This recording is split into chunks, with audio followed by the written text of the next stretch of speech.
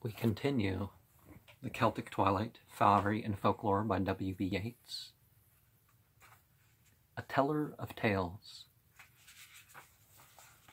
Many of the tales in this book were told to me by one Paddy Flynn, a little bright-eyed old man who lived in a leaky and one-room cabin in the village of Ballas O'Dare, which is, he was wont to say, the most gentle, whereby he meant Fairy, place in the whole of County Sligo. Others hold it, however, but second to Drumcliff and Drumahair. The first time I saw him, he was cooking mushrooms for himself. The next time he was asleep under a hedge, smiling in his sleep. He was indeed always cheerful, though I thought I could see in his eyes, swift as the eyes of a rabbit, when they peered out of their wrinkled holes, a melancholy which was well nigh a portion of their joy, the visionary melancholy of purely instinctive natures and of all animals. And yet there was much in his life to depress him, for in the triple solitude of age, eccentricity, and deafness, he went about, much pestered by children. It was for this very reason, perhaps, that he ever recommended mirth and hopefulness. He was fond, for instance, of telling how Colum Cille cheered up his mother.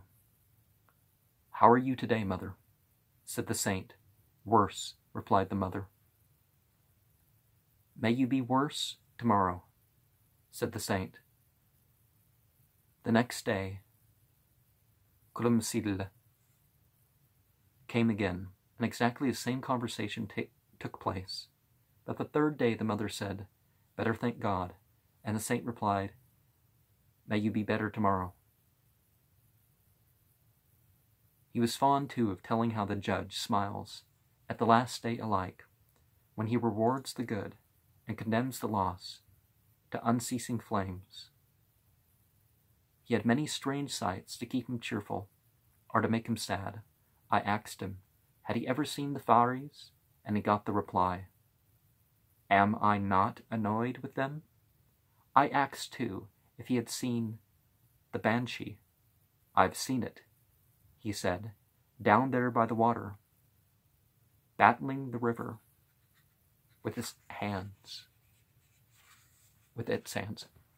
I have copied this account of Paddy Flynn, with a few verbal alterations, from a notebook, which I almost filled with his tales and sayings, shortly after seeing him.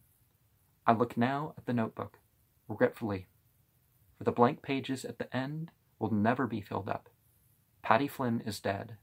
A friend of mine gave him a large bottle of whiskey, and though a sober man at most times, the sight of so much liquor filled him with a great enthusiasm, and he lived upon it for some days, and then died.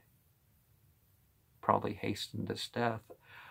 His body, worn out with old age and hard times, could not bear the drink as in his younger days. Okay. Yeah.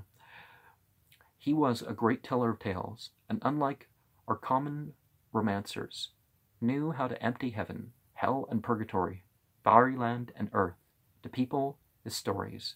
He did not live in a shrunken world, but knew no less ample circumstance than did Homer himself. Perhaps the Gallic people shall live by his like, to bring back again the ancient simplicity and aptitude of imagination. What is literature but the expression of moods, by the vehicle of symbol and incident? And are there not moods which need heaven, hell, purgatory, and fairyland for their expression, no less than this dilapidated earth?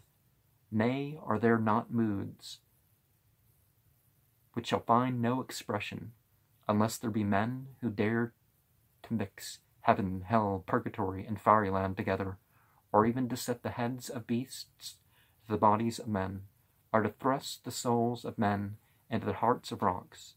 Let us go forth the tellers of tales, and seize whatever prey the heart longed for, and have no fear.